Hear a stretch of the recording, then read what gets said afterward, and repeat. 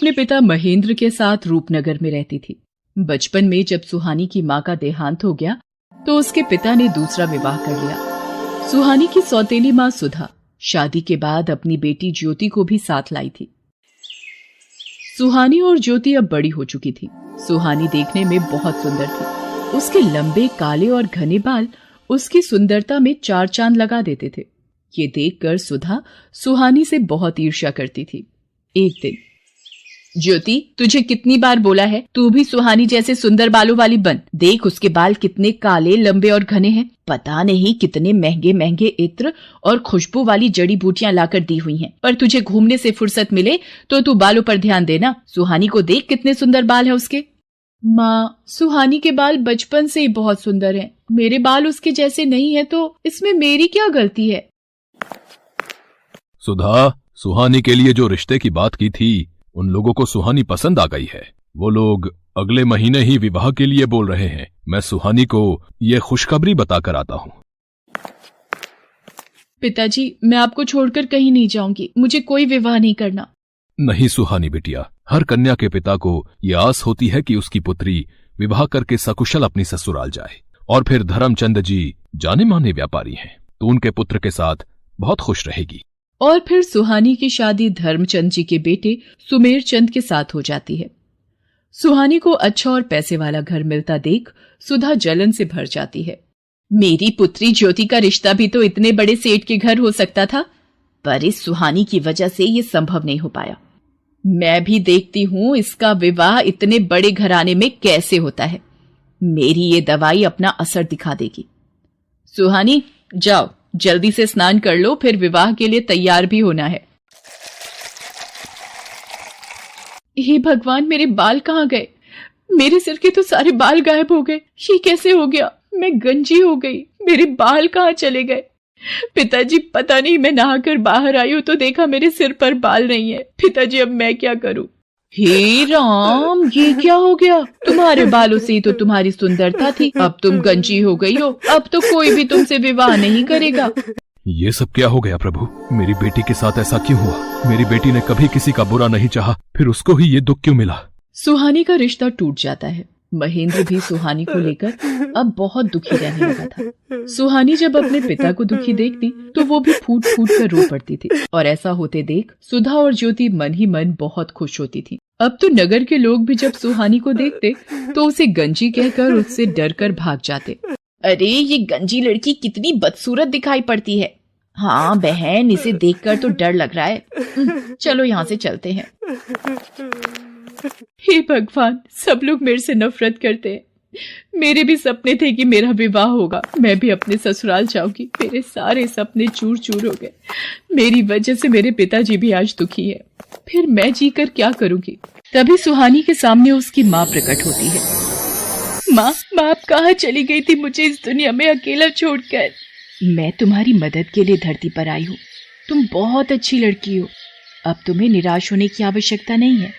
मैं तुम्हें ऐसे बाल दूंगी जिन्हें देखकर लोग तुम्हें कभी नहीं भूल पाएंगे। मैं तुम्हें सोने चांदी के बाल प्रदान करूंगी।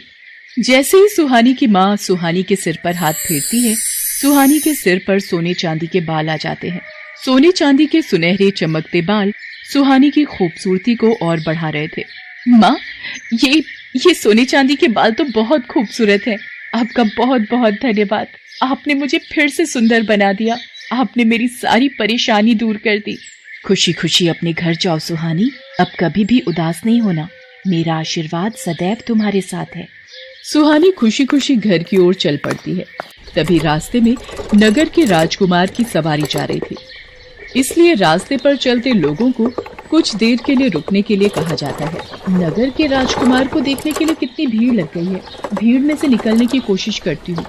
ये सोने चांदी के बाल वाली लड़की, अरे भीड़ में इसका चेहरा दिखाई नहीं पड़ रहा। कितने सुंदर बाल हैं इसके। कहाँ गायब हो गई? हम रथ से उतर कर भी नहीं जा सकते। ओहो, कितने सुंदर बाल थे उसके।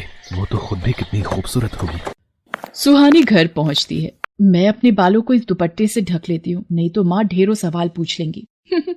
मैंने इसकी ऐसी हालत कर दी है कि इसे अपने गंजे सिर को छुपाना पड़ता है।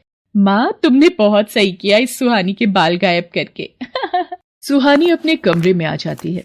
उधर राजकुमार सूरज सिंह सुहानी के ही ख्यालों में डूबा हुआ होता है। वो सुहानी को याद करते हुए एक तस्वीर बनाता है। राजकुमार सूरज सिंह, आपके स्वयंवर की सारी तैयारियां हो गई हैं। दूर दूर से राजकुमारियों के लिए संदेश भिजवाया गया है। पर ये तुम क्या बना रहे हो? बिना चेहरे की तस्वीर? पिताजी, ये तस्वीर उस लड़की की है जिसके सोने चांदी के बाल हैं, और मैंने निश्चय किया है कि मैं इसी लड़की से विवाह करूंगा। बस मुझे उसे ढूंढना है, और वो कहाँ मिलेगी मैं यही सोच रहा हूँ। पुत्र, सोने चांदी के बाल वाली लड़की सिर्फ कहानियों में होती है। तुम ऐसी लड़की कहाँ ढूंढोगे? ये जिद छोड़ दो। पिताजी, चाहे मुझे पूरे नगर में ऐलान ही क्यों ना करवाना पड़े, मुझे सोने चांदी के बाल वाली लड़की ढूंढनी है, और जिस लड़की के भी बाल सोने चांदी के होंगे मैं उसी से विवाह करूंगा। सेनापति जी, नगर में ढिंढोरा पिटवा दिया जाए।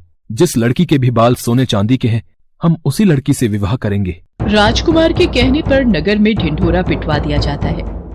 क्या राजकुमार सूरज सिंह उस लड़की से विवाह करेंगे जिसके बाल सोने चांदी के होंगे? मैं कल ही अपनी बेटी ज्योति के बालों में सोने और चांदी का पानी लगा दूंगी। राजकुमार को क्या पता लगेगा, और विवाह के बाद तो उन्हें ज्योति को स्वीकारना ही होगा। हाँ, ये ठीक रहेगा।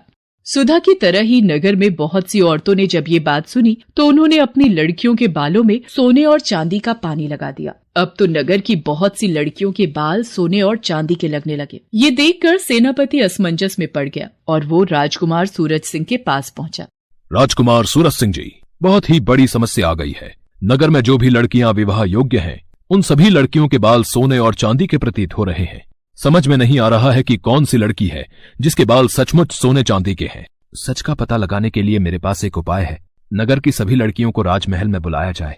सेनापति नगर की सभी लड़कियों को राजमहल में आने का संदेशा देता है। ये लड़की कौन है? इसे भी महल में चलने का आदेश दो। सेनापति जी, पर ये तो गंजी है। सेनापति सुधा की बातों पर ध्यान नहीं देता और ज्योति के साथ साथ वो सुहानी को भी राजमहल ले जाता है। आप सबको मैंने इसलिए आमंत्रित किया है कि मैं अपने लिए उचित वधू ढूंढ सकूं, पर आप सबने ही अपने बाल सोने और चांदी के कर लिए। अब एक एक करके सभी कन्याएं इस फव्वारे के नीचे खड़ी होंगी और बालों की सच्चाई सामने आ जाएगी। ये क्या हो रहा है? अब तो ज्योति की सच्चाई राजकुमार के सामने आ जाएगी कि इसके बालों में सोने चांदी का पानी चढ़ा हुआ है। एक एक करके सभी लड़कियां फव्वारे के नीचे खड़ी होती हैं और उनके बाल धुलकर पहले जैसे हो जाते हैं। बस ये आखिरी लड़की रह गई है राजकुमार, इसे भी फव्वारे के नीचे खड़ा करना है। पर ये तो गंजी है, इसके बाल तो मैंने ये मैं क्या बोलने जा रही थी। इनमें से तो कोई भी लड़की सोने चांदी के बाल वाली नहीं निकली। पता नहीं वो कौन थी। बस ये आखिरी उम्मीद रह गई है। सुहानी घबराते हुए सिर से अपना दुपट्टा उतारती है। सुधा और नगर के सभी लोगों की निगाहें सुहानी के सोने चांदी के बाल देखकर दंग रह जाती हैं। सुहानी फव्वारे के नीचे खड़ी हो जाती है। उसके बाल तो सचमुच सोने चांदी के थे। ये देखकर राजकुमार खुश हो जाता है। हम तुमसे विवाह करना चाहते हैं, क्या तुम्हें मंजूर है? आपको पति के रूप में पाना मेरा सौभाग्य है, पर मेरे बिना पिताजी। सुहानी बेटी, अब वक्त आ गया है तू इस दुख भरी जिंदगी से आजाद हो जाए और खुली हवा में सांस ले सके।